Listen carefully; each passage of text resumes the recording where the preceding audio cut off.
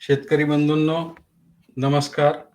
मी Sanjay Biradar, senior agronomist, Israel Chemicals Limited, Krushak ॲपच्या वतीनं आज या ठिकाणी टरबूज आणि खरबूज या 2 पिकांमध्ये जे अन्नद्रव्य व्यवस्थापन आहे, त्यासाठीच्या आयोजित फेसबुक लाईव्हमध्ये आपल्या सर्वांचं ICLच्या वतीनं, त्याचबरोबर कृषी विज्ञान केंद्र बारामती आणि कृषक ॲपच्या वतीनं मी आपल्या सर्वांचं या ठिकाणी हार्दिक स्वागत करतो. आजच्या या पूर्ण 1 तासाभराच्या प्रेझेंटेशनमध्ये मी आपल्याला परत एकदा उजळणी म्हणून जी काही इस्रायल केमिकल्स लिमिटेडची नाविन्यपूर्ण उत्पादनं आहेत, त्याबद्दल थोडक्यात माहिती मी आपल्याला सांगणार आहे. आणि त्यानंतर त्या उत्पादनांचा वापर हा कलिंगडामध्ये, त्याचबरोबर खरबुजामध्ये कधी, कुठे आणि कशाप्रकारे करावयाचा, याबद्दल मी आपल्याला माहिती देणार आहे. मी सुरुवात करतोय माझ्या प्रेझेंटेशनला. सर्वप्रथम आपल्याला जी कंपनीबद्दलची जी माहिती द्यावयाची आहे, ते म्हणजे इस्रायल केमिकल्स लिमिटेड या कंपनीची स्थापना 1963 मध्ये जो मृत समुद्र आहे, त्या मृत समुद्रामध्ये प्रत्यक्ष कामाला सुरुवात झाली, जिथं पोटॅश आणि मॅग्नेशियमचे साठे आपल्याला मोठ्या प्रमाणावरती सापडतात. प्रत्यक्ष कंपनीची स्थापना ही 1968 साली तेल अवीव, इस्रायल येथे करण्यात आली. भारतामध्ये या कंपनीचं प्रमुख हेडक्वार्टर ज्याला म्हणता येईल, सेल्स ऑफिस जे म्हणता येईल, ते दिल्ली, गुरुग्राम येथे स्थापित करण्यात आलेलं आहे. आणि जे मार्केटिंगचं ऑफिस आहे, ते पुणे येथे स्थापित करण्यात आलेलं आहे आणि त्यांच्या वतीनं अशा प्रकारचे कार्यक्रम हे ऑनलाईन आपण घेत असतो. इस्रायल केमिकल्स लिमिटेडची सर्वात मोठी ओळख जर सांगायची झाली, तर ती म्हणजे 1261 आणि 05234 म्हणजेच MAP आणि MKP या 2 खतांचं सर्वात मोठ्या प्रमाणावरती उत्पादन आणि विक्री करणारी कंपनी म्हणजेच इस्रायल केमिकल्स लिमिटेड असं म्हणता येईल. जगामध्ये 6व्या सर्वात मोठ्या प्रमाणावरती पोटॅश उत्पादन करणारी कंपनी म्हणजे इस्रायल केमिकल्स लिमिटेड असं आपल्याला म्हणता येईल. ICLची खतं ही इतर कंपन्यांपेक्षा वेगळी का? याचं सर्वात महत्वाचं कारण जर आपल्याला सांगायचं झालं, तर ते म्हणजे इस्रायल केमिकल्स लिमिटेडच्या वतीनं जेवढ्या काही खतांची निर्मिती केली जाते, त्या खतांमध्ये जो रॉ मटेरियल किंवा कच्चा माल वापरला जातो, तो कच्चा माल हा सर्वोच्च गुणवत्तेचा वापरला जातो. उदाहरणार्थ, पोटॅश आणि मॅग्नेशियम याचे साठे इस्रायलमध्ये असणाऱ्या मृत समुद्रामध्ये सर्वात मोठ्या प्रमाणावरती सर्वोच्च गुणवत्तेचे आपल्याला त्या ठिकाणी सापडत असल्यामुळं पोटॅश आणि मॅग्नेशियम हा आपण मृत समुद्रामधनं घेतो आणि त्याचबरोबर इस्रायलमध्येच असणारा जो नेगेव डेझर्ट आहे किंवा नेगेव वाळवंट म्हणतो आपण, त्या वाळवंटामध्ये सर्वात मोठ्या प्रमाणावरती सर्वोच्च गुणवत्तेचे स्फुरदाचे साठे हे आपल्याला त्या ठिकाणी पाहायला मिळतात. आणि मग हा पोटॅश, मॅग्नेशियम आणि स्फुरद या तिन्हींचं संयोग हे इतर अन्नद्रव्यांसोबत करून वेगवेगळ्या प्रकारची विद्राव्य खतं ही इस्रायल केमिकल्स लिमिटेड तयार करत असतं आणि ही खतं भारतामध्ये आपण मागवत असतो. संपूर्ण जगाची गरज भागवण्यासाठी साधारणतः 7 ठिकाणी ICLने आपले प्लांट उभं केलेले आहे, ज्याच्यामध्ये हे उत्पादन घेतलं जातं. त्यापैकी Holland, America, Spain, Israel, Belgium आणि इंग्लंड या 7 ठिकाणी याचं उत्पादन घेतलं जातं. पैकी जी विद्राव्य खतं निर्मिती केली जातात, ती प्रामुख्यानं स्पेन, इस्रायल आणि बेल्जियम या ठिकाणी प्रामुख्याने केली जातात आणि इतर ठिकाणी स्पेशालिटी लिक्विड्स, त्याचबरोबर इतर कस्टमाइज फर्टिलायझर्स हे प्रामुख्याने केली जातात. भारतामध्ये जेवढी काही खतं आपण मागवतो, ती रोटेम येथील कारखान्यामध्ये आपण तयार करतो आणि तिथून मग संपूर्ण खतांची जी रेंज आहे, शृंखला आहे, ती आपण भारतामध्ये मागवत असतो. आता जेवढी काही खतं भारतामध्ये मागवली जातात, त्यामध्ये प्रामुख्यानं जमिनीमधून वापरावयाची खतं, त्याचबरोबर विद्राव्य खतं, त्याचबरोबर फवारणीची खतं, अशा 3 वेगवेगळ्या श्रेणीमध्ये ICL हे भारतामध्ये आपल्या खतांची विक्री करतं आणि ही तिन्ही खतांची जी श्रेणी आहे, ती प्रामुख्यानं भारतातील जमिनी, भारतातील पिकं, भारतातील पिकांच्या गरजा, जमिनीच्या गरजा आणि जमिनीचा pH या सर्व गोष्टी लक्षात ठेवून वेगवेगळ्या प्रकारच्या खतांची उपलब्धता ही भारतामध्ये करून दिली जाते. सगळीकडे चालतात त्याच ग्रेड भारतामध्ये चालवायच्या का? तर त्याला उत्तर आहे नाही आणि म्हणूनच फक्त आणि फक्त भारतीय शेतीसाठी उपयुक्त असणाऱ्या ज्या ग्रेड्स आहेत, त्या ग्रेड्सची उपलब्धता आय-सी-एल भारतामध्ये करून देतं आणि आपल्या सर्वांना माहिती आहे, की प्रामुख्यानं जेव्हा आपण महाराष्ट्राचा विचार करू, महाराष्ट्रामध्ये चुनखडीयुक्त जमिनींमध्ये सगळ्यात महत्त्वाची जी अडचण असते ती म्हणजे कॅल्शियमची उपलब्धता आणि कॅल्शियमची उपलब्धता म्हणलं, की त्याची कंपॅटिबिलिटी स्फुरदासोबतची आणि स्फुरदासोबत प्रामुख्यानं आपल्याकडे जमिनीमध्ये असणारा कॅल्शियम हा त्या ठिकाणी संयोग पावतो आणि मग कॅल्शियम आणि स्फुरदाची उपलब्धता हा आपला जो अडचणीचा विषय आहे आणि त्यामुळं मग मुळांची वाढ असेल किंवा मुळांच्याद्वारे अन्नद्रव्यांची उचल असेल, ही प्रामुख्यानं आपल्याला मोठ्या प्रमाणावरती अडचणीची ठरते आणि म्हणून भारतामध्ये जी नाविन्यपूर्ण शृंखला जी आय-सी-एलनी उपलब्ध करून दिलेली आहे, त्यामध्ये ही बाब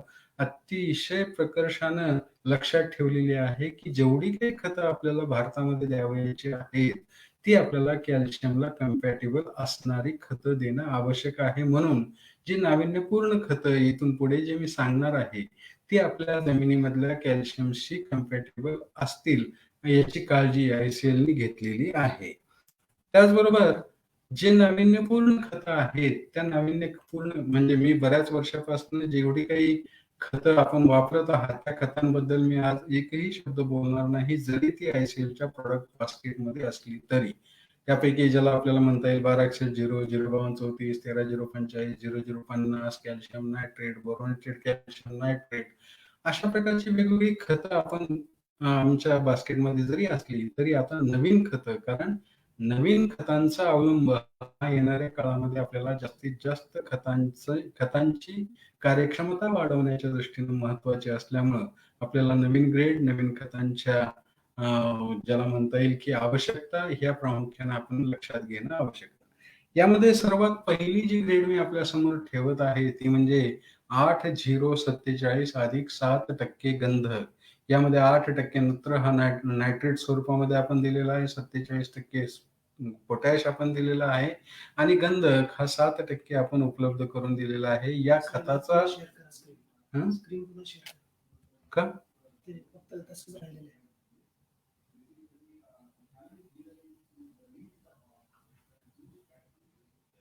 ते दिसतंय ना. आता दिसतंय?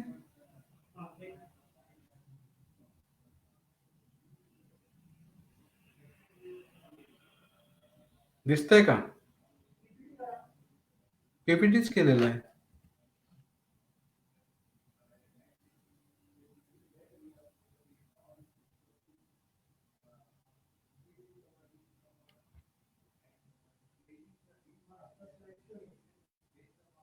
आता दिसतंय?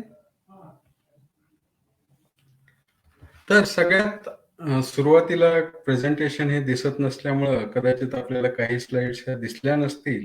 पण इथून पुढच्या स्लाइड्स आपल्याला योग्य प्रकारे दिसण्यासाठी परत एकदा मी सुरुवात केलेली आहे, शेअरिंग केलेलं आहे आणि सगळ्यात आधी जी पहिली ग्रेड मी आपल्यासमोर ठेवत आहे, ती म्हणजे 8-0-47 अधिक 7% गंधक. म्हणजेच या ग्रेडमध्ये 8% नत्र हा नायट्रेट स्वरूपात, पोटॅशियम हा 47% आणि गंधक हा 7% हा या ग्रेडमध्ये आपण उपलब्ध करून दिलेला आहे. या खताचा जर पी-एच आपण बघितला, तर तो पी-एच 2.8 आणि विद्राव्यता ही 190 ग्रॅम प्रति लिटर पाणी अशी विद्राव्यता आपण या खताची दिलेली आहे आणि सोबत हानिकारक घटकांचं प्रमाण हे अत्यंत कमी ठेवलेलं आहे.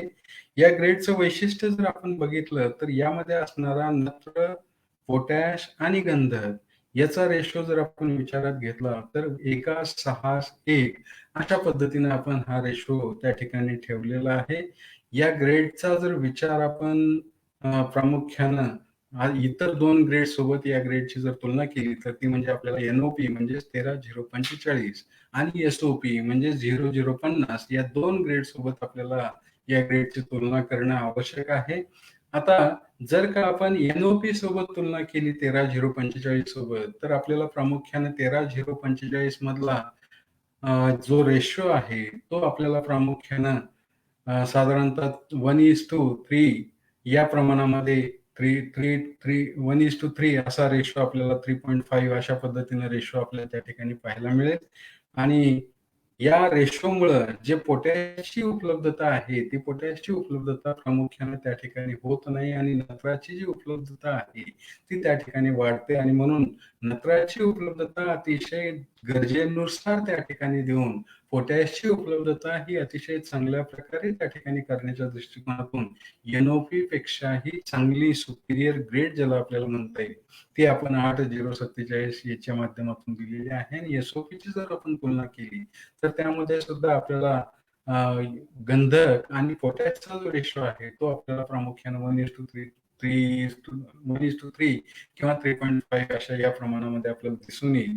आणि त्यामध्ये हा रेशो जर आपण बघितला गंधक आणि पोटॅशचा, तर तो रेशो आपण 1:6 हा असा आपण या ग्रेडमध्ये दिलेला असल्यामुळे गंधकाचीही उपलब्धता अतिशय चांगल्या प्रकारे त्यामध्ये होण्यामध्ये आपल्याला दिसून येते आणि म्हणून गंधक आणि पोटॅश या दोनही अन्नद्रव्यांची उपलब्धता योग्य प्रकारे झाली, की मग फळाची गुणवत्ता असेल, फळामधलं पाण्याचं प्रमाण असेल, त्याचबरोबर रोगप्रतिकारक शक्ती असेल, त्याचबरोबर साखरेचं किंवा ॲसिडचं प्रमाण असेल किंवा साठवण क्षमता असेल किंवा चव असेल, या सर्वच गोष्टींमध्ये आपल्याला अतिशय चांगल्या प्रकारे त्याचे परिणाम चांगले दिसून येतात आणि म्हणून एस-ओ-पी आणि एन-ओ-पी या 2 ग्रेडला पर्याय ठरू शकेल, अशी ग्रेड म्हणजेच 8,047 अधिक 7% गंधक अशी आपण सर्व शेतकऱ्यांसाठी उपलब्ध करून दिलेली आहे. दुसरी ग्रेड जी आहे ती म्हणजे 5:45 5 अधिक 8 झिंक यामधला जो झिंक आहे, तो आपण चिलेटेड स्वरूपामध्ये उपलब्ध करून दिलेला आहे आणि यामधला 45% जो स्फुरद आहे, तो स्फुरद सुरुवातीला जेव्हा आपण एस्टॅब्लिशमेंट म्हणू किंवा टरबूज किंवा खरबूज याची रोप लागवड केल्याच्या नंतर जमिनीमध्ये रोप स्थिर होण्याच्या दृष्टीनं आणि शेंडा वाढीला येण्याच्या दृष्टिकोनातून यामधला चिलेटेड झिंक आणि त्याचबरोबर स्फुरद हा अत्यंत महत्वाचा आहे आणि त्यामुळं सुरुवातीच्या लागवड झाल्याबरोबर जे काही आपल्याला ग्रेड सोडावायचे आहे आणि शेंडावाढ आपल्याला योग्य प्रकारे त्या ठिकाणी मिळवावयाचे आहे किंवा रोपाचं जमिनीमध्ये स्थिरीकरण योग्य प्रकारे करावयाचं आहे आणि मुळांची वाढ आपल्याला करावयाची आहे, अशा परिस्थितीमध्ये 5:45 5 अधिक 8 झिंक जो की चिलेटेड स्वरूपामध्ये आपण दिलेला आहे, या ग्रेडचा आपल्याला प्रामुख्यानं उपयोग होतो. याच्यामध्ये असणारा जो नत्र, स्फुरद, पालाश आणि झिंक याचा जो रेशो आहे तो 1:1 या प्रमाणामध्ये जवळपास हा रेशो आपल्याला त्या ठिकाणी दिसून येतो आणि याची सामू जर आपण बघितलं तर तो आहे 3 विद्राव्यता आहे 400 ग्रॅम प्रति लिटर पाणी. यानंतरची जी ग्रेड मी आपल्यासमोर ठेवत आहे ती म्हणजे 12-6-22 अधिक 12 कॅल्शियम ऑक्साईड आणि यामध्ये सर्व प्रकारची सूक्ष्म अन्नद्रव्ये आपण अंतर्भूत केलेली असल्यामुळं या ग्रेडला मी सर्व गुणसंपन्न असं म्हणतो. यामध्ये असणारा नायट्रोजन हा 12%, स्फुरद हा 6%, पोटॅश हा 22% आणि कॅल्शियम हा कॅल्शियम ऑक्साईडच्या स्वरूपामध्ये 12%. हानिकारक घटकांचं प्रमाण हे अत्यंत कमी, सामू 3.7 विद्राव्यता 400 ग्रॅम प्रति लिटर पाणी.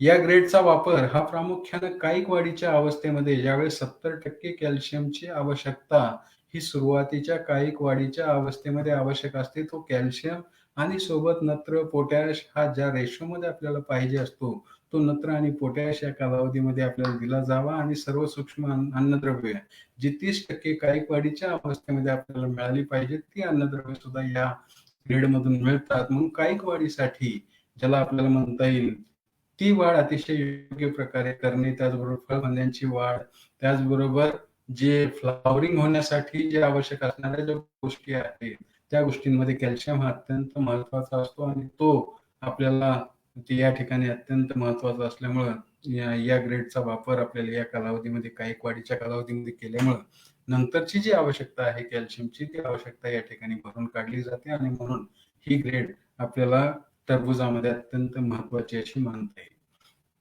त्यानंतर मॅक्फॉस 0,55-18 अधिक 7 मॅग्नेशियम ऑक्साईड याच्यामध्ये स्फुरदाचं प्रमाण 55%, 18% पोटॅश, मॅग्नेशियम हा 7% मॅग्नेशियम ऑक्साईडच्या स्वरूपात, हानिकारक घटकांचं प्रमाण कमी, पीएच 3.7, विद्राव्यता 400 ग्रॅम प्रति लिटर पाणी आणि या ग्रेडचं वैशिष्ट्य म्हणजे काय, की आपल्याला टरबूज आणि खरबुजामध्ये प्रामुख्यानं पानांची रुंदी, पानांची संख्या जर योग्य प्रकारे मिळाली आणि प्रामुख्यानं उन्हाळ्यामध्ये आपण ज्यावेळेस टेम्परेचर हे जास्त असतं, या कालावधीमध्ये टरबूज, खरबूज हे घेत असतो आणि या कालावधीमध्ये जर पानांची वाढ व्यवस्थित नाही झाली, तर प्रकाश संश्लेषण व्यवस्थित होत नाही आणि प्रकाश संश्लेषण व्यवस्थित नाही झालं, तर त्या ठिकाणी आपल्याला योग्य प्रकारे जी उत्पादनक्षम वाढ आहे, ती उत्पादनक्षम वाढ त्या ठिकाणी मिळत नाही आणि ती उत्पादनक्षम वाढ मिळवायची असेल, तर यामध्ये असणारा मॅग्नेशियम, जो की मॅग्नेशियम ऑक्साईडच्या स्वरूपामध्ये आहे, तो आपल्याला या ठिकाणी कामाला येतो आणि म्हणून आपल्याला या ग्रेडमध्ये असणारा स्फुरद, त्याचबरोबर पोटॅश आणि मॅग्नेशियम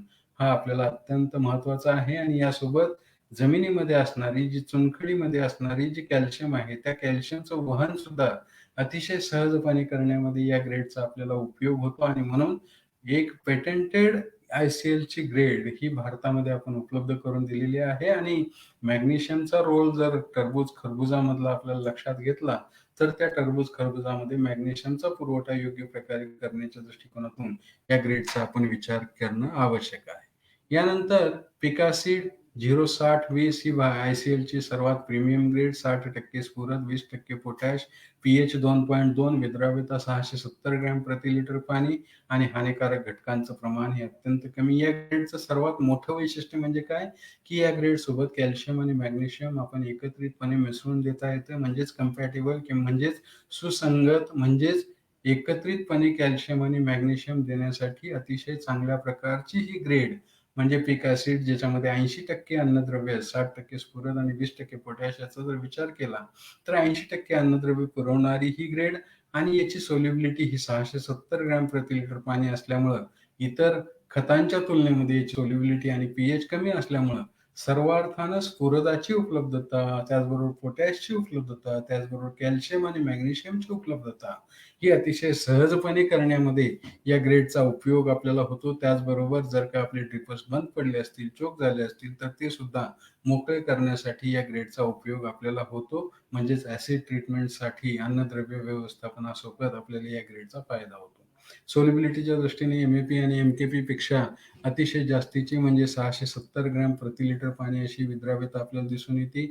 जर का आपण इतर कंपन्यांच्या खतांसोबत कॅल्शियम आणि मॅग्नेशियम मिसळला, तर डाव्या बाजूचा जो जार आहे, त्यामध्ये आपल्याला त्याचं संयुग तयार झालेलं दिसून येईल. म्हणजेच कॅल्शियम फॉस्फेट किंवा मॅग्नेशियम फॉस्फेट त्या ठिकाणी तयार होईल आणि मग स्फुरद, पोटॅश, कॅल्शियम आणि मॅग्नेशियम याची उपलब्धता त्या ठिकाणी होत नाही. याउलट जर का ICLच्या 60-20 सोबत कॅल्शियम आणि मॅग्नेशियम आपण एकत्रित वापरला, तर त्या ठिकाणी अतिशय स्वच्छ अशा प्रकारचं द्रावण, जे की उजव्या बाजूच्या जारमध्ये आपल्याला दाखवलेलं आहे, ते द्रावण आपल्याला पाहावयास मिळतं आणि मग कॅल्शियम, मॅग्नेशियम, पोटॅश आणि स्फुरदाची उपलब्धता ही त्या ठिकाणी अतिशय चांगल्या प्रकारे झाल्याची दिसून येते.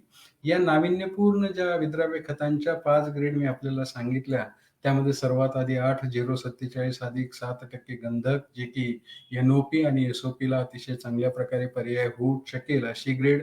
त्यानंतर 5-45 अधिक 8 झिंक, ही की ज्याच्यामध्ये झिंक हा चिलेटेड स्वरूपामध्ये उपलब्ध आहे आणि 45% स्फुरद हा प्रामुख्यानं सुरुवातीला एस्टॅब्लिशमेंटच्या कालावधीमध्ये आणि नंतर फुलधारणा आणि फळधारणेच्या कालावधीमध्ये प्रामुख्याने या ग्रेडचा जर वापर केला, तर अतिशय चांगल्या प्रकारे आपल्याला रिप्रोडक्टिव्ह ग्रोथ त्या ठिकाणी मिळते. त्याचबरोबर नंतर 12-6-22 अधिक 12 कॅल्शियम ऑक्साईड ही ग्रेड आपल्याला सांगितली, जे की सुरुवातीच्या कायिक वाढीच्या अवस्थेसाठी आणि सुरुवातीला जो लागणारा 70% कॅल्शियम आहे, तो कॅल्शियम अवेलेबिलिटीच्या दृष्टीनं या ग्रेडचा आणि सुरुवातीला जी आवश्यक असणारी सूक्ष्म अन्नद्रव्ये आहेत, त्या अन्नद्रव्यांच्या उपलब्धतेसाठी जर आपण विचार केला, तर ही सर्व गुणसंपन्न 12-6-22 अधिक 12 कॅल्शियम ऑक्साईड ही ग्रेड आणि त्यानंतर मॅकफॉस आणि 60-20 या प्रीमियम ग्रेड्स मी आपल्याला ICLच्या सांगितल्या.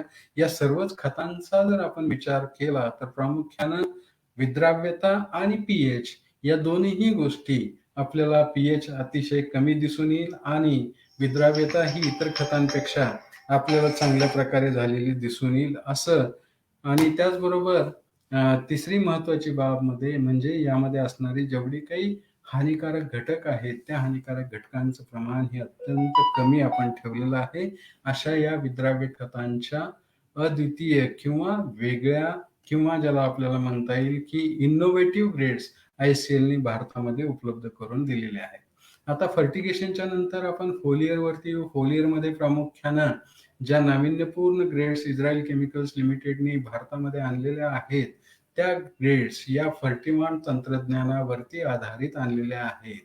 हे नेमकं फर्टिवान तंत्रज्ञान काय आहे? तर हे फर्टिवान तंत्रज्ञान बेन गुरियन युनिव्हर्सिटी सोबत संशोधन करून ICLनी बाजारामध्ये आणलेलं आहे आणि याचं फर्टिवान तंत्रज्ञानाचा जर फरक आपल्याला बघायचा असेल, की जी आधीची जी आपली जुनी खतं होती, मग त्यामध्ये 1261 असेल, 05234 असेल, 13045 असेल, या खतांची फवारणी केल्याच्या नंतर डाव्या बाजूला जे पान आपल्याला दिसतंय, त्या पानांवरती मोठमोठ्या आकाराचे थेंब आणि हे मोठमोठ्या आकाराचे थेंब थोड्या नंतर गळून पडून त्या ठिकाणी अन्नद्रव्यांची उपलब्धता ही अत्यंत कमी झालेली आपल्याला दिसून येते. म्हणून मग नवीन खतांची गरज भासली आणि जी की फवारणीच्याच खतांची गरज शेतकऱ्यांची जी आहे, त्याचा विचार करून ज्या 3 अडचणी असतात, त्या 3 अडचणी ICLनी यामध्ये दूर केलेल्या आहेत आणि सगळ्यात पहिली जी अडचण असते ती म्हणजे काय, की जेव्हा-केव्हा आपण फवारणी करू, तेव्हा फवारणी केल्याच्या नंतर फवारणी केलेले पाण्याचे जे थेंब आहेत अन्नद्रव्यासहित,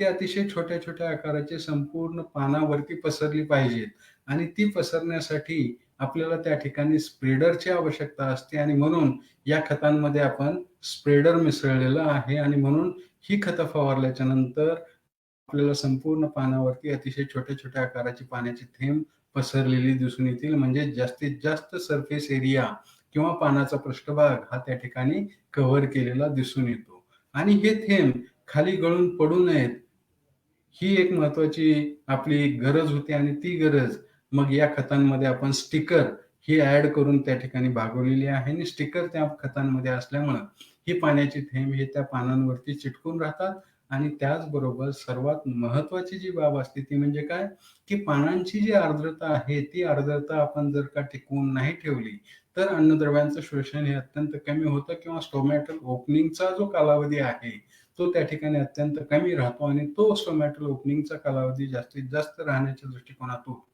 आणि अन्नद्रव्यांचं शोषण योग्य प्रकारे होण्याच्या दृष्टिकोनातून आपण या खतांमध्ये ह्युमिक्टंट दिलेला आहे आणि मग या तिन्हींचा जर एकत्रित परिणाम आपण बघितला म्हणजेच स्प्रेडर, स्टिकर आणि ह्युमिक्टंट या तिन्हींचा एकत्रित आपण परिणाम बघितला तर जास्तीत जास्त सरफेस एरिया किंवा पानांचा पृष्ठभाग त्या ठिकाणी कव्हर झाल्यामुळं आणि त्या ठिकाणी स्टिकर असल्यामुळं पाण्याचे थेंब खाली गळून न गेल्यामुळं आणि त्या ठिकाणी ह्युमिक्टंट असल्यामुळं अन्नद्रव्यांचं शोषण हे अतिशय चांगल्या प्रकारे होतं आणि म्हणून सर्वात प्रभावी फवारणीची खतं जर आपण म्हणाल तर ती खतं आहेत ICLची आणि मग या खतांच्या रेंजमध्ये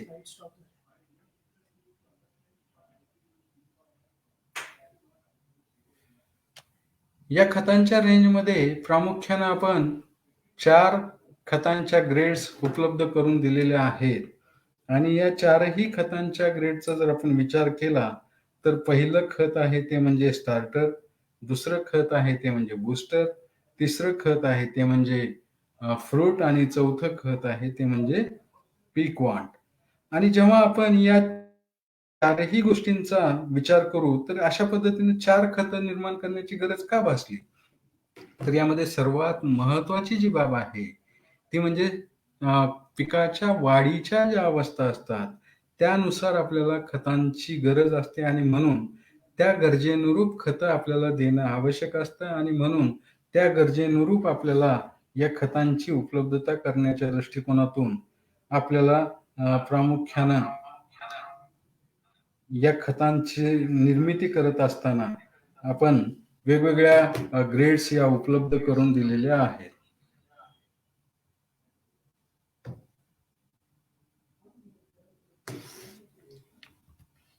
कसं काय होत नाही याच्यामध्ये?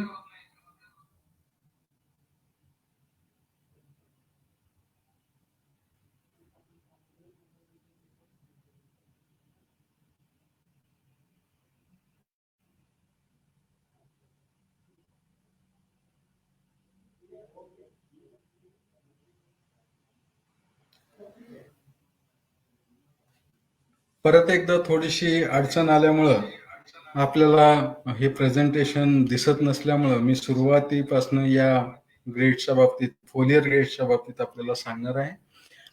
स्टार्टर, बूस्टर, फ्रूट आणि पीकवॉन्ट या 4 खतांच्या फवारणीच्या ग्रेड्स हे ICLनं उपलब्ध करून दिलेल्या आहेत.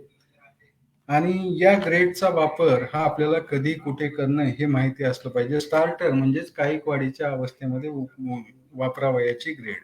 याला आपण 11% नत्र या ग्रेडमध्ये दिलेला आहे. 36% स्फुरद, 24% पोटॅश, सोबत फर्टिवंट हे तंत्रज्ञान आणि त्यासोबत यामध्ये असणाऱ्या सर्व सूक्ष्म अन्नद्रव्यांची उपलब्धता.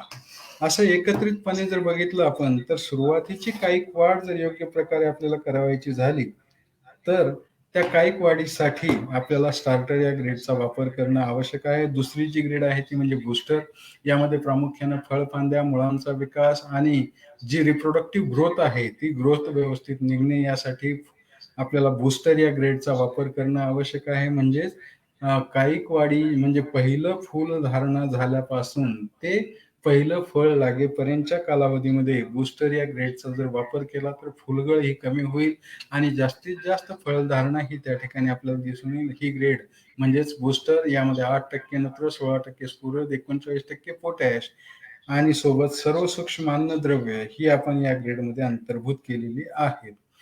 यानंतरची जी तिसरी ग्रेड आहे ती म्हणजे फ्रूट 12, 5, 27, 12% नत्र, 5% स्फुरद, 27% पोटॅश आणि यामध्ये 8% कॅल्शियम हा कॅल्शियम ऑक्साईडच्या स्वरूपात आपण दिलेला आहे आणि यासोबत आपल्याला या ग्रेडमध्ये इतर सूक्ष्म अन्नद्रव्य सुद्धा उपलब्ध करून दिलेली असल्यामुळं पहिलं फळ लागल्यापासून ते शेवटचं फळ लागेपर्यंत आणि ही फळधारणा योग्य प्रकारे फळांचा विकास करण्यासाठी प्रामुख्याने हे फ्रूट ग्रेडचं विकसित करण्यात आलेली आहे. आणि चौथी जी ग्रेड आहे ती म्हणजे 49, 32, 49% स्फुरद, 32% पोटॅश आणि या ग्रेडचं नाव आहे पीक-वॉन. या ग्रेडचा वापर ज्या वेळेस प्रतिकूल परिस्थिती असते त्या प्रतिकूल परिस्थितीमध्ये रोगांचं रोगट वातावरण असतं. या रोगट वातावरणामध्ये किंवा अन्नद्रव्यांची उपलब्धता ज्या वेळेस जमिनीमधून व्यवस्थित होत नाही त्या वेळेस या ग्रेडचा जर आपण वापर केला तर अतिशय चांगल्या प्रकारे त्याची उपलब्धता होण्याच्या दृष्टीनं आणि रोगप्रतिकारक शक्ती वाढवण्याच्या दृष्टीनं 49, 32 ही चौथी ग्रेड.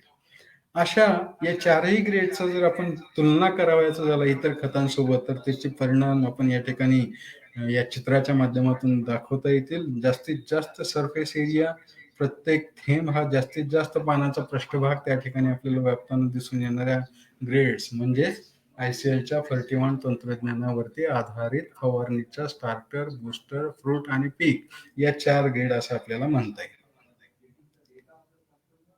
यानंतर आणखीन एक नवीन जे खत आहे ते खत म्हणजे पॉलिसल्फेट आणि पॉलिसल्फेट हे खत प्रामुख्यानं जमिनीमधून टाकावयाचं खत असल्यामुळं या खताला आपण पॉलिसल्फेट या खताला आपण पावडर फॉर्म मध्ये भारतामध्ये दाखल केलेला आहे आणि या खताचे उपयोग जर आपण बघितला तर प्रामुख्यानं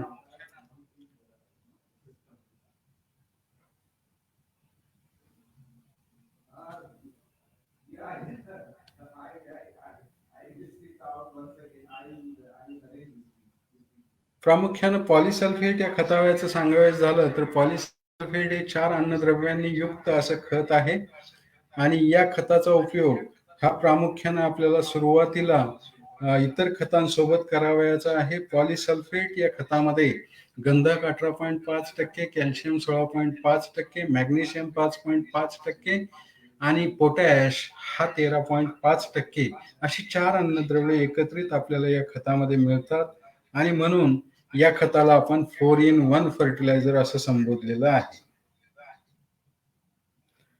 काहीतरी अडचण दिसते, प्रेझेंटेशन हे व्यवस्थित याच्यामध्ये येताना दिसत नाहीये. योगेश योगेश प्रेझेंटेशन येतंय का व्यवस्थित? दिसते ना? ठीक.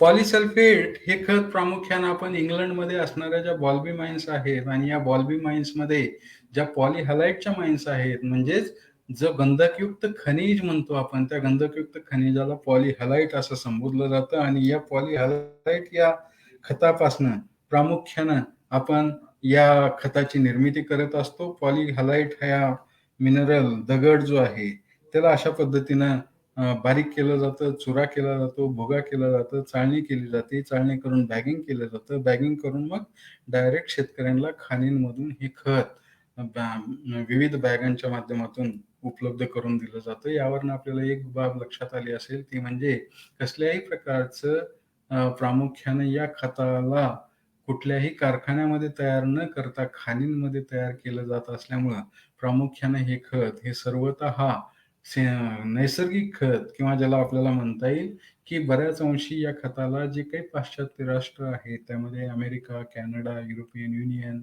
इंग्लंड, इटली, जर्मनी, नेदरलँड यासारख्या बऱ्याचशा देशांनी या खताला सेंद्रिय खत म्हणून मान्यता दिलेली आहे आणि सोबत ज्या काही यंत्रणा आहेत, त्यामध्ये ओमरी असेल, FIBL असेल, OF&G असेल, अशा यंत्रणांनी या खताला सेंद्रिय खत म्हणून मान्यता दिलेली आहे. या खताचं वैशिष्ट्य म्हणजे काय, की या खताचा pH हा उदासीन म्हणजे 6 ते 7 यामध्ये असल्यामुळे यामध्ये असणारी अन्नद्रव्ये कॅल्शियम, मॅग्नेशियम, गंधक आणि पोटॅश ही चारही अन्नद्रव्ये जमिनीमध्ये पडल्याच्या नंतर पाण्यामध्ये घुलनशील असल्यामुळं लगेच या सॉइल सोल्युशनमध्ये विद्राव्य झाल्यामुळं आपल्याला प्रामुख्याने या अन्नद्रव्यांची उपलब्धता ज्या वेळेस पिकाची गरज आहे, त्यावेळेस या चारही अन्नद्रव्यांची उपलब्धता करून दिली जाते आणि म्हणून हे खत हे इतर खतांच्या तुलनेमध्ये व्हर्सेटाईल किंवा एकमेवाद्वितीय खत असं आपल्याला म्हणता येईल. थंब रूल म्हणून जर 3 महिन्याची पिकं असतील, तर साधारणतः 50 ते 75 किलो प्रति एकरी, 3 महिने ते 6 महिने कालावधीची पिकं असतील, तर 75 ते 100 किलो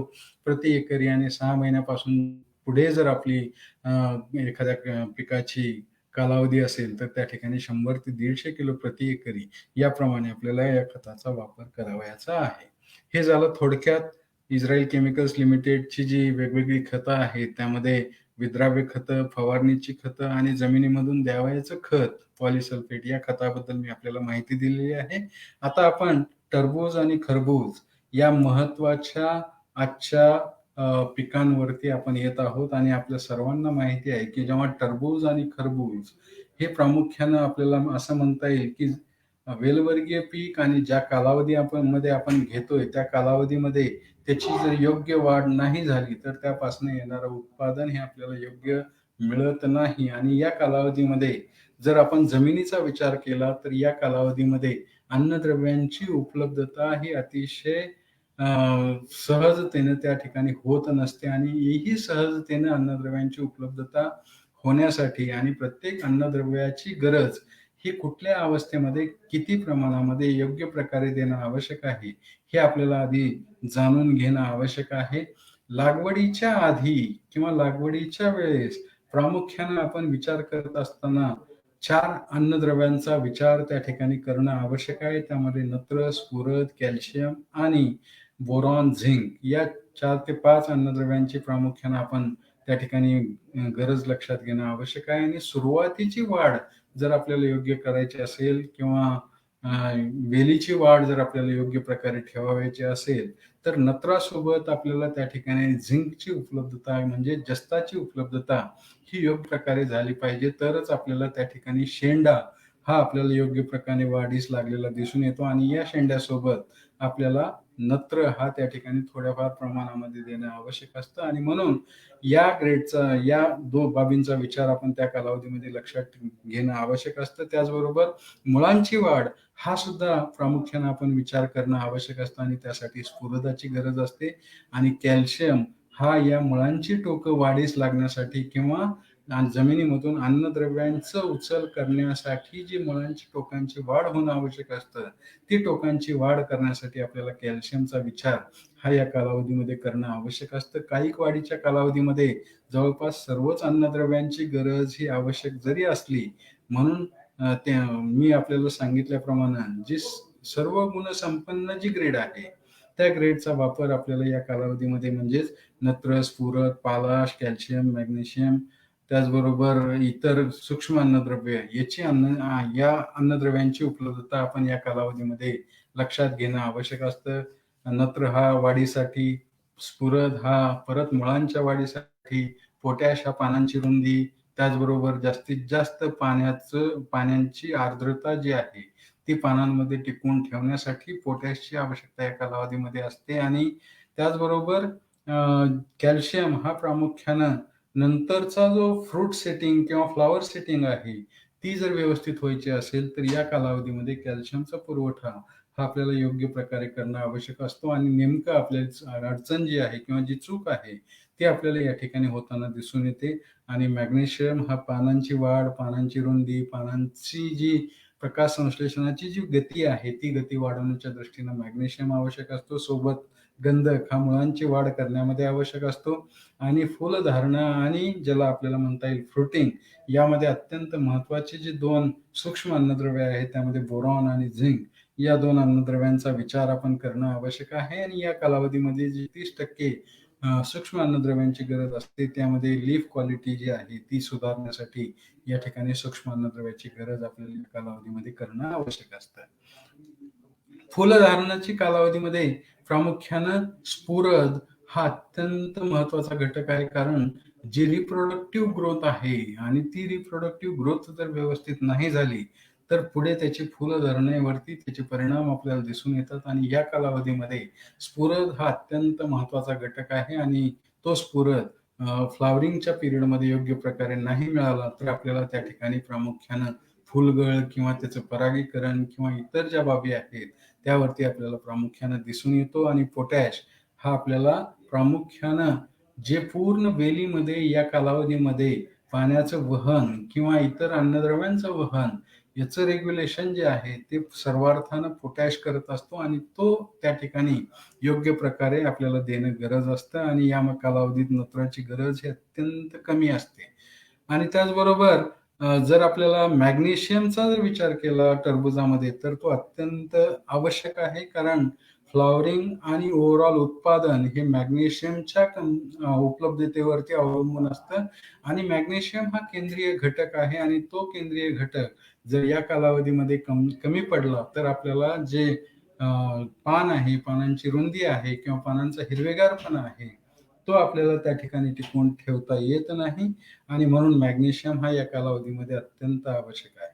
त्याचबरोबर जे सूक्ष्म अन्नद्रव्यांमध्ये फ्लॉवर सेटिंग आणि फ्रुटिंग या 2 गोष्टी ज्या महत्वाच्या आहेत, यामध्ये प्रामुख्याने झिंक आणि बोरॉन या 2 सूक्ष्म अन्नद्रव्यांचं कार्य हे अत्यंत महत्वाचं आहे.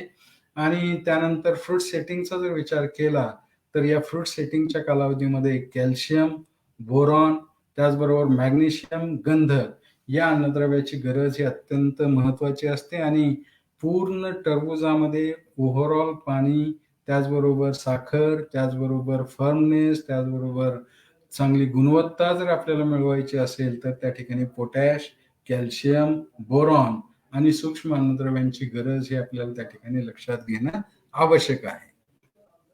आता ज्या महत्वाच्या अडचणी असतात, त्या महत्वाच्या अडचणींमध्ये फ्रूट सेटिंग आणि फ्रूट वेट म्हणजेच फळ धारणा आणि त्याचबरोबर फळाचं वजन या 2 गोष्टींमध्ये ज्या सगळ्यात महत्वाची जी अन्नद्रव्ये आहेत, त्यामध्ये स्फुरद, बोरॉन आणि झिंक या 3 अन्नद्रव्याचा विचार हा आपण नेहमी लक्षात घेतला पाहिजे, जेणेकरून चांगल्या प्रकारचं फ्रूट सेटिंग होईल. आणि फ्रूट सेटिंग होण्यासाठी सगळ्यात महत्वाचा जो भाग आहे मुख्य अन्नद्रव्यांपैकी, तो आहे स्फुरद. आणि फ्लॉवरिंगच्या कालावधीमध्ये जर का स्फुरदाची कमतरता आपल्याला झाली, तर त्या ठिकाणी आपल्याला फ्रूट सेटिंग व्यवस्थित होताना दिसून येत नाही. म्हणून फ्लॉवरिंगच्या कालावधीमध्ये आपल्याला प्रामुख्यानं स्फुरदाच्या उपलब्धता त्या ठिकाणी योग्य प्रकारे करून देणं आवश्यक असतं.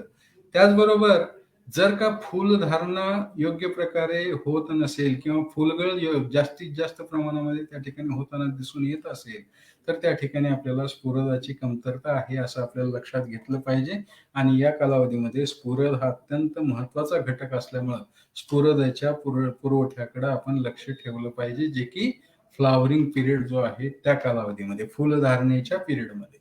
यानंतर फ्लॉवरिंगमध्ये बोरॉन हा सुद्धा अत्यंत महत्वाचा घटक आहे. आणि आपल्याला सर्वात महत्वाची बाब लक्षात घेतली पाहिजे, ती म्हणजे जर का कॅल्शियमचं वहन योग्य प्रकारे होत असेल, तरच त्या ठिकाणी बोरॉनची उपलब्धता ही योग्य प्रकारे होते. आणि आपल्या सर्वांना माहिती आहे की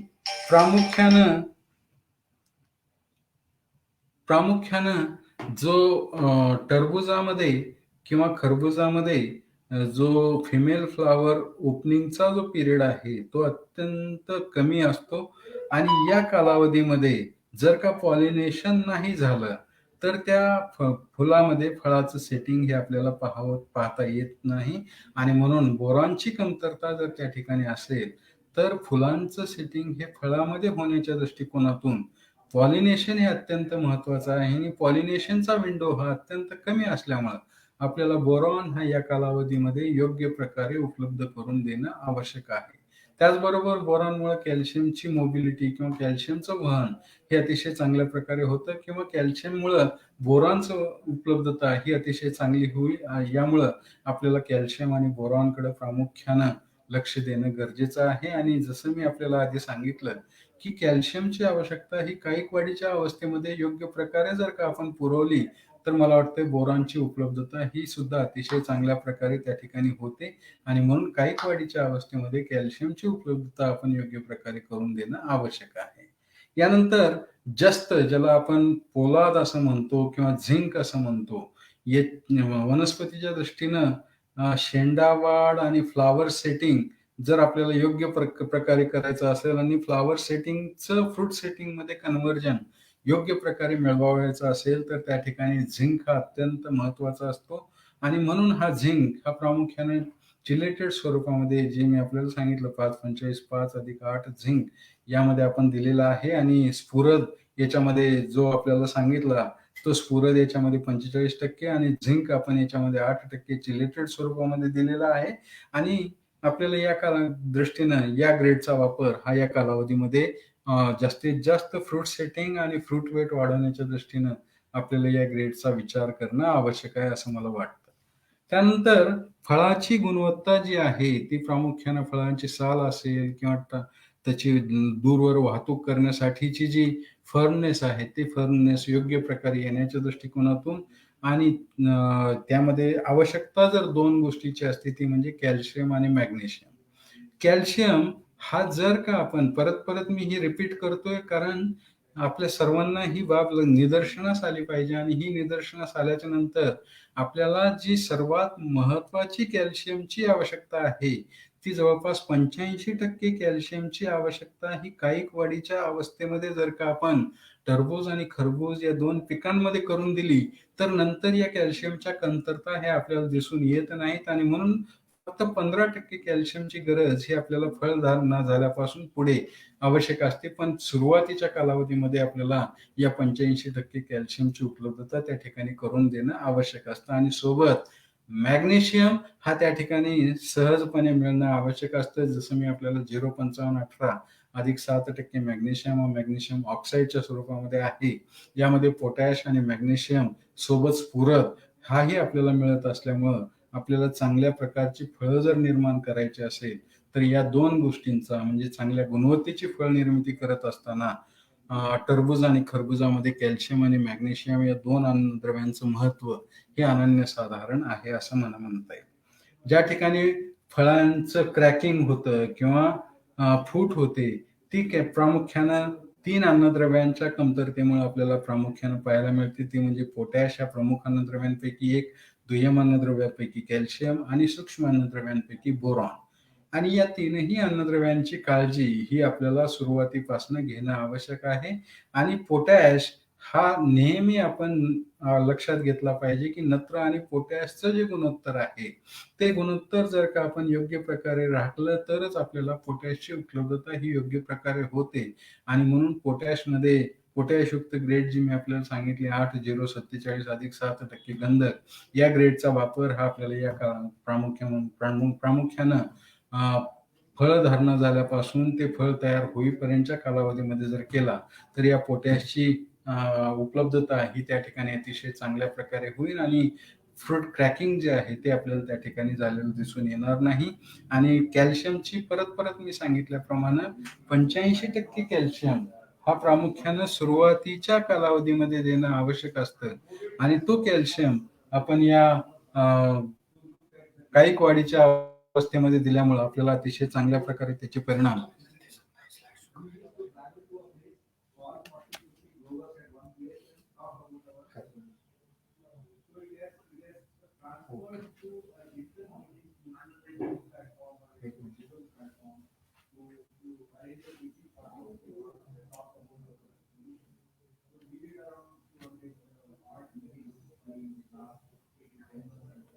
आता दिसतंय का?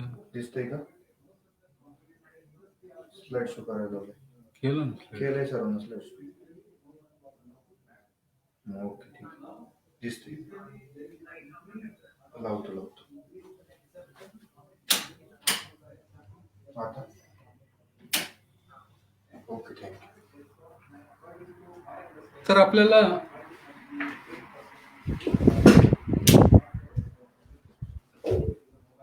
फळांचं जर क्रॅकिंग थांबवायचं असेल तर पोटॅश, कॅल्शियम आणि बोरॉन या 3 गोष्टींची काळजी आपल्याला प्रामुख्याने घेणं आवश्यक आहे. आणि एकंदरीत आपल्याला लक्षात आलं असेल की एवढ्या सगळ्या गोष्टींमध्ये भारतामध्ये जो काही अभ्यास झालेला आहे टरबूज आणि खरबूज यामध्ये प्रामुख्यानं जर पहिल्या महिन्यापासून ते 4थ्या महिन्यापर्यंतचा जर नत्र, स्फुरद, पालाशच्या असणाऱ्या जो रेशो आहे त्या रेशोचा आपल्याला या ठिकाणी विचारात घेणं आवश्यक आहे. आणि तो रेशो हा पहिल्या महिन्यापासून ते जवळपास पहिला आणि दुसरा महिना 1.67:1:2 हा नत्र, स्फुरद, पालाशचा रेशो हा आपण ठेवला पाहिजे. त्याचबरोबर तिसऱ्या महिन्यामध्ये हाच रेशो आपल्याला 1.67:1:2.66 हा रेशो आपण तिसऱ्या आणि 4थ्या महिन्यामध्ये ठेवणं आवश्यक आहे. आणि पूर्ण पीक वाढीच्या कालावधीमध्ये जर नत्र, स्फुरद, पालाशचा जर रेशो आपण बघितला तर 1.67:1:2.40 असा रेशो आपल्याला त्या ठिकाणी आवश्यक असतो. सर्वसाधारणपणे प्रति एकरी जर आपण अन्नद्रव्याची गरज आपण भारतामध्ये जर विचारात घेतली तर जवळपास 37 किलो नत्र, 21 किलो स्फुरद आणि 52 किलो पोटॅश हा प्रामुख्याने प्रति एकरी त्या ठिकाणी आवश्यक असतो. आता या अन्नद्रव्यांची गरज आणि या अन्नद्रव्यांची आवश्यकता या सगळ्या बाबी जर आपण का लक्षात घेतल्या आणि त्यामध्ये नत्र, स्फुरद, पालाश, कॅल्शियम, मॅग्नेशियम, गंधक, फेरस, झिंक, मॅंगनीज, इतर ज्या बोरॉन या सर्वच अन्नद्रव्यांची उपलब्धता जर आपल्याला योग्य प्रकारे ICLच्या खतांच्या माध्यमातून करावयाची असेल तर त्याचा वापर कधी, कुठे, कशा पद्धतीने करणं आवश्यक आहे हा चार्ट मी या ठिकाणी दिलेला आहे. आणि या चार्टमध्ये पॉलिसल्फेट हे सुरुवातीला लागवडीच्या वेळेस आपल्याला त्या ठिकाणी 75 किलो देणं आवश्यक आहे आणि सोबत MOP म्हणजेच म्युरेट ऑफ पोटॅश 25 किलो आणि युरिया हा आपल्याला 50 किलो त्या ठिकाणी देणं आवश्यक आहे. पॉलिसल्फेटच्या माध्यमातून जे 4 अन्नद्रव्य आहेत कॅल्शियम, मॅग्नेशियम, गंधक आणि पोटॅश या 4ही अन्नद्रव्यांची उपलब्धता ही सेंद्रिय स्वरूपामध्ये पीक वाढीची गरज असताना म्हणजे कॅल्शियमचं महत्व मी आपल्याला सांगितलेलं आहे, मॅग्नेशियमचं महत्व मी आपल्याला सांगितलेलं आहे, पोटॅशचं महत्व मी आपल्याला सांगितलेलं आहे आणि सोबत गंधकाचं महत्वही मी आपल्याला सांगितलं. या 4ही अन्नद्रव्याची उपलब्धता ही या पॉलिसल्फेट या खताच्या माध्यमातून त्या ठिकाणी होईल. आणि म्हणून हे पॉलिसल्फेट खत इतर खतांसोबत सुरुवातीला लागवडीच्या वेळेस 75 किलो हे आपल्याला त्या ठिकाणी देणं आवश्यक आहे. यानंतर लागवड झाल्याच्या नंतर रोप हे चांगल्या पद्धतीनं जमिनीमध्ये स्थिर होणं आवश्यक असतं आणि रोप स्थिर करण्याच्या दृष्टीनं किंवा जमिनीमध्ये मुळांचा विकास योग्य पद्धतीनं होण्याच्या दृष्टीनं त्याचबरोबर शेंडावाढ ही योग्य प्रकारे मिळवण्याच्या दृष्टीनं प्रामुख्याने या कालावधीमध्ये आपल्याला या ठिकाणी झिंकचा विचार करणं आवश्यक असतं आणि स्फुरदाची उपलब्धता या ठिकाणी विचार करणं आवश्यक असतं. आणि म्हणून 5:45 5+8 झिंक हा 5 किलोचे साधारणतः 3 डोस जर आपण दिले त्या ठिकाणी तर आपल्याला अतिशय चांगल्या प्रकारे सुरुवातीची जी शेंडावाढ आहे ती शेंडावाढ आपल्याला त्या ठिकाणी मिळेल. आणि सोबत युरिया जर आधी दिलेला असेल तर नंतर आपल्याला युरिया देण्याची गरज नाही. त्यानंतर नंतरच्या कायिक वाढीच्या अवस्थेमध्ये 12:61:0 आणि 12:6:22+12 कॅल्शियम ऑक्साईड म्हणजे 12:61:0चा 5 किलोचा 1 डोस आणि 12:6:22+12 कॅल्शियम ऑक्साईड याचे 5 किलोचे 2 डोस जर या कालावधीमध्ये आपण दिले तर मी आपल्याला सांगितल्याप्रमाणे कॅल्शियमची उपलब्धता, नत्र, स्फुरद, पोटॅशची उपलब्धता ही या कालावधीमध्ये अतिशय चांगल्या प्रकारे आपल्याला झालेली दिसून येईल. त्याचबरोबर सूक्ष्म अन्नद्रव्यांचा पुरवठा हाही या कालावधीमध्ये या ग्रेडच्या माध्यमातून दिला जाईल. याचबरोबर या कालावधीमध्ये 11:36:24 या स्टार्टर ग्रेडची फवारणी जर आपण केली तर त्यामधून आपल्याला नत्र, स्फुरद, पालाश सोबत सर्व सूक्ष्म अन्नद्रव्य आणि याची परिणामकारकता म्हणून सुरुवातीची जी कायिक वाढ आहे ती कायिक वाढ आपल्याला त्या ठिकाणी अतिशय चांगल्या प्रकारे झालेली दिसून येईल. असं फर्टिगेशन आणि फवारणीच्या माध्यमातून आपल्याला या कालावधीमध्ये नियोजन करणं आवश्यक आहे. त्यानंतर फुलधारणा ते फळधारणा या कालावधीमध्ये प्रामुख्यानं परत 12-6-22 अधिक 12 कॅल्शियम ऑक्साईड 5 किलोचे 3 डोस सोबत 5-25 5 अधिक 8 झिंकचे 5 किलोचे 3 डोस आणि मॅकफॉस 5 किलोचे 3 डोस असे जवळपास 9 डोस हे आपल्याला या कालावधीमध्ये देणं आवश्यक आहे. फुलधारणा ते फळधारणा 26 ते 50 दिवस म्हणजे या 25 दिवसाच्या कालावधीमध्ये साधारणतः 3 दिवसाआड 1 डोस अशा पद्धतीने जर आपण या खतांची उपलब्धता करून दिली तर आपल्याला मुख्य जी उत्पादनक्षम वाढ जी आहे ती उत्पादनक्षम वाढ आपल्याला या ठिकाणी चांगल्या पद्धतीने झाल्याचं दिसून येईल आणि नंतरच्या कालावधीमध्ये म्हणजे फळ परिपक्वता जो कालावधी आहे फळधारणा ते फळ परिपक्वता या कालावधीमध्ये आपल्याला साधारणतः 8047 जी नाविन्यपूर्ण ग्रेड आहे त्या ग्रेडचा वापर हा आपल्याला त्या ठिकाणी 5 किलोचे 3 डोस त्याचबरोबर 12-6-22 अधिक 12 कॅल्शियम ऑक्साईड या 5 किलोचे 5 डोस या कालावधीमध्ये एसओपी सोबत 5 किलोचे 3 डोस असं आपल्याला या 3 खतांच्या माध्यमातून या अन्नद्रव्यांच्या गरजा ह्या त्या ठिकाणी भागवल्या पाहिजे आणि अशा पद्धतीने आपण त्याचं नियोजन करणं आवश्यक आहे असं मला वाटतंय. एकंदरीत मी आज या ठिकाणी आपल्या समोर जे इस्रायल केमिकल्स लिमिटेडचे नाविन्यपूर्ण खतं आहेत आणि त्या खतांचा वापर फर्टिगेशनच्या माध्यमातून अन्नद्रव्यांच्या गरजा लक्षात घेऊन कशा पद्धतीने करावयाचं हे मी आज या ठिकाणी आपल्या सर्वांना सांगण्याचा प्रयत्न केलेला आहे. मला वाटतंय या ठिकाणी एवढं सांगणं योग्य राहील आणि त्या दृष्टीनं मी बाकीच्या ज्या बाबी आहेत त्या प्रश्नोत्तराच्या माध्यमातून जर का आपल्या काही असतील तर ते प्रश्नोत्तर आपण या ठिकाणी घेऊया. सर्वांना विनंती आहे की आपण आपले प्रश्न विचारावे.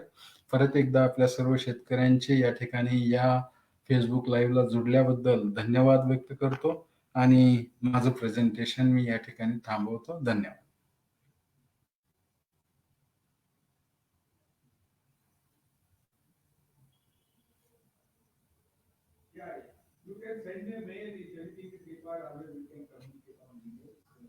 या ठिकाणी काही प्रश्न आलेले आहेत त्यापैकी पहिला प्रश्न मी या ठिकाणी घेतो. अभिजित रमेश यादव यांचा फळांना रंग व गोडी येण्यासाठी काय करावे?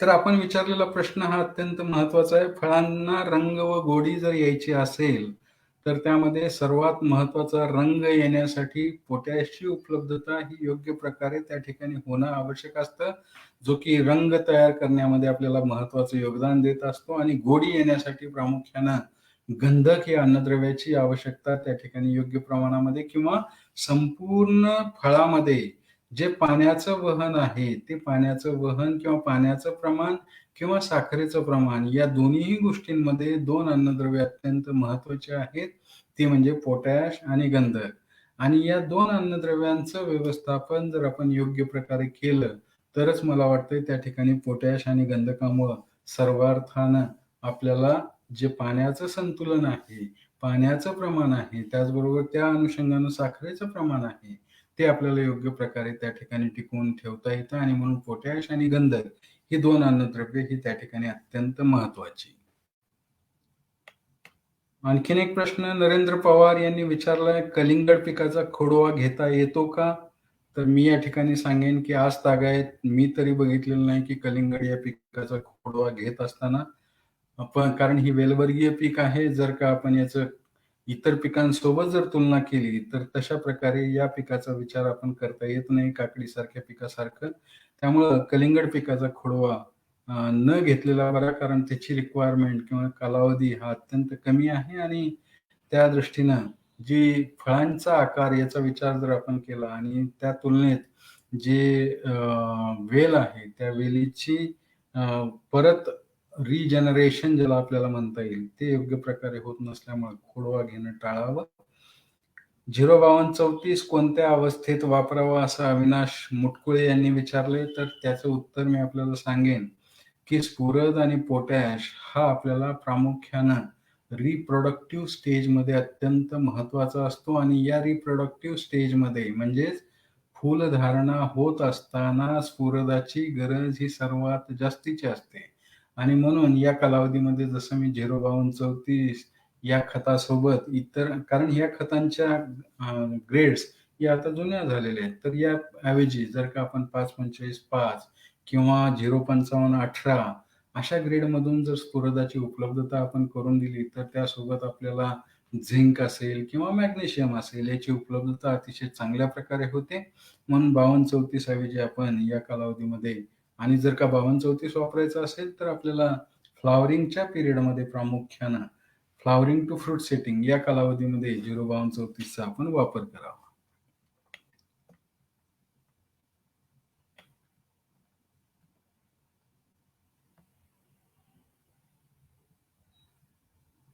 परमेश्वर पुजारी यांनी एक प्रश्न विचारला आहे, तो म्हणजे स्प्रेसाठी पीएच किती असावा?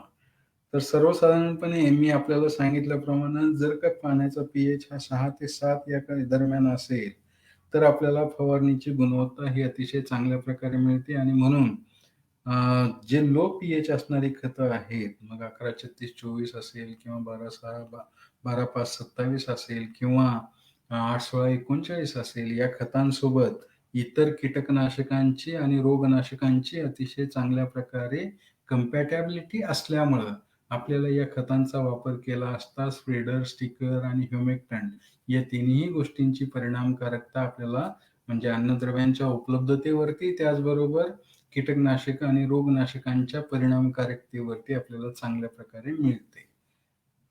यानंतर एक प्रश्न विचारलेला आहे युवराज नकाटे यांनी, फुलकळी व मालाची सेटिंग वाढण्यासाठी काय करावे?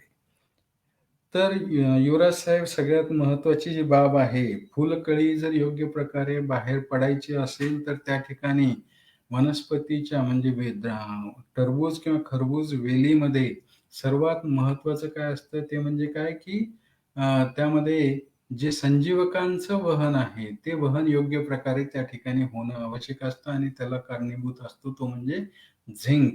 आणि हा झिंक त्या ठिकाणी योग्य प्रमाणामध्ये जर गेला आणि सोबत स्फुरदाची उपलब्धता जर योग्य प्रकारे त्या ठिकाणी झाली, तर मला वाटतं त्या ठिकाणी अतिशय चांगल्या पद्धतीनं फुलकळी व मालाचं सेटिंग आपल्याला त्या ठिकाणी मिळेल. म्हणजेच 5.45-5 अधिक 8 झिंकचा वापर जर आपण या कालावधीमध्ये केला, फ्लॉवरिंगच्या कालावधीमध्ये, तर आपल्याला त्या ठिकाणी त्याचं फ्लॉवरिंग आणि फ्रूट सेटिंग हे चांगल्या पद्धतीनं झाल्याचं आपल्याला निदर्शनास येईल. त्याचबरोबर फवारणी करत असताना या कालावधीमध्ये 8, 16, 39 या ग्रेडची जर का आपण फवारणी केली, तर आपल्याला अतिशय चांगल्या प्रकारे जी काही फुलं आहेत, त्या फुलांचं सेटिंग हे योग्य प्रकारे होण्यामध्ये या 8, 16, 39 चा फायदा आपल्याला होईल. दुसरं एक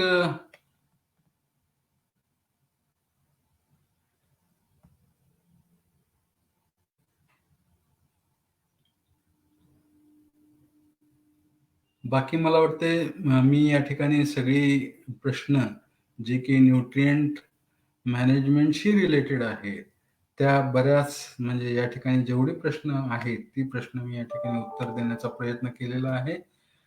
शिवाजी चव्हाण यांनी एक वेगळा प्रश्न विचारलेला आहे, डाळिंबासाठी स्टार्टर वापरले तर चालेल का? तर मी आपल्याला सांगेन, की डाळिंबासाठी स्टार्टर हे कुठल्या अवस्थेमध्ये वापरणं आवश्यक आहे? तर सुरुवातीला ज्यावेळेस आपण बहार घ्यायला चालू करतो किंवा पहिलं पाणी देतो, ते पहिलं पाणी दिल्यापासून ते पहिलं फूल बाहेर पडायच्या आधी आपल्याला या स्टार्टर ग्रेडचा वापर त्या ठिकाणी करता येईल 11-36-24 चा आणि त्याचे परिणाम हे सुरुवातीला आपल्याला जी काही सुरुवातीची वाढ जी आहे, ती आपल्याला त्या ठिकाणी योग्य प्रकारे मिळवण्यामध्ये फायदा होईल. म्हणून डाळिंबासाठी स्टार्टर आपण या कालावधीमध्ये वापरू शकता. त्यानंतर ऋषिकेश पाटील यांनी प्रश्न विचारला आहे, ड्रिपने द्यायचे सल्फर कोणते? Name please. मी आपल्याला सांगितल्याप्रमाणे ऋषिकेश पाटील साहेब, ड्रिपमधून गंधकाची उपलब्धता जर योग्य प्रकारे असेल, तर त्या ठिकाणी गंधक आणि पोटॅश हा योग्य प्रमाणामध्ये देणं आवश्यक असतं, जो की 8-0-47 मध्ये आपण 7% गंधक दिलेला आहे आणि याच्यामध्ये असणारा जो नत्र, पोटॅश आणि गंधकाचा रेशो आहे, तो 1:6:1 असा आपण दिलेला असल्यामुळं त्यामध्ये पोटॅश आणि गंधकाची उपलब्धता ही अतिशय चांगल्या प्रकारे होत असल्यामुळं आपण या कालावधीमध्ये या गंधकाचा वापर आपण करणं आवश्यक आहे, असं मला वाटतं.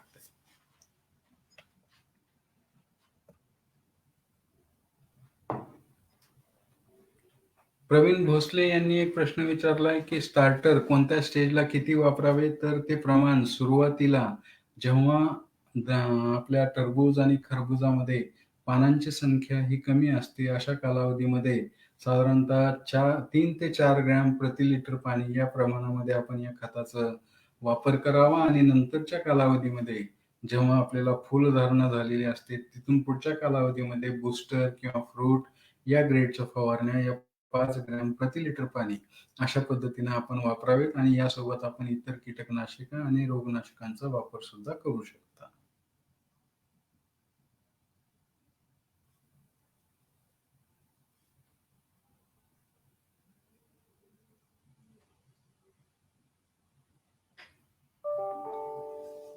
मला वाटतंय या ठिकाणी मी बऱ्यापैकी सर्व प्रश्नांची उत्तरं देण्याचा प्रयत्न केलेला आहे. कोणाचे काही प्रश्न राहिले असतील, तर मी माझा नंबर या ठिकाणी आपल्या सर्वांसाठी देत आहे. तो म्हणजे 88 88 88 25 91. परत एकदा नंबर सांगतो. 6 वेळा 8 शेवटी 25 91. या नंबरवरती फोन करून किंवा WhatsAppच्या माध्यमातून आपण सर्वजण माझ्याशी जोडू शकता आणि माझ्या उपलब्धतेनुसार मी आपल्याला या सर्व प्रश्नांची उत्तरं देण्याचा निश्चितपणे प्रयत्न करेन. परत एकदा आपल्या सर्वांचे मी या ठिकाणी धन्यवाद व्यक्त करतो. त्याचबरोबर कृषक ॲप आणि कृषी विज्ञान केंद्र यांचेही मी धन्यवाद व्यक्त करतो, की अशा पद्धतीने जवळपास हा आमचा 8वा Facebook लाईव्ह आपण घेत आहात आणि सर्व शेतकऱ्यांना या फोरमवरती या कोविडच्या कालावधीमध्ये आपण जोडत आहात. धन्यवाद कृषी विज्ञान केंद्र बारामती आणि कृषक ॲप आणि त्याचबरोबर आपल्या सर्व शेतकरी बांधवांचे सुद्धा धन्यवाद.